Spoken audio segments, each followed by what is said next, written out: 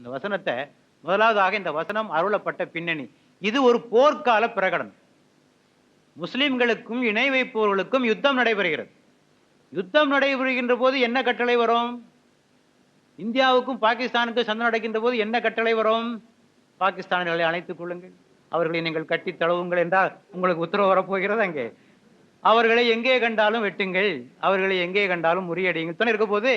ஆக நபிகள் நாயகத்தோடு ஒரு போர் தொடுக்க வர்றாங்க. போர் தொடுக்க வருகிற போது அவர்களுக்கு இடப்படுகின்ற கட்டளை இப்படித்தான் இருக்கும். குருஷேத்திர போரிலே ஸ்ரீ கிருஷ்ணர் என்ன கட்டளை இடுவார்? அர்ஜுனனுக்கு பகவத்கீதையை படிச்சு பாருங்க. என்ன கட்டளை இடுவார்? எதிரிகளை அழியுங்கள், இப்படித்தான் சொல்ல முடியும். ஆக இது ஒரு சமாதான காலத்திலே இடப்பட்ட கட்டளை அல்ல, ஒரு போர்க்காலத்திலே இடப்பட்ட ஒரு கட்டளை. ஆகவே இதையும் மற்ற விஷயங்களோடு போட்டு குழப்பிக் கொள்ளக்கூடாது. இது எந்த காலத்திலும் எங்க கடிச்சாலும் ஆட்கள் எல்லாம் கொண்டுனா உலகத்துல ஒருத்தரும் உயிரோடு இருக்க மாட்டாங்க.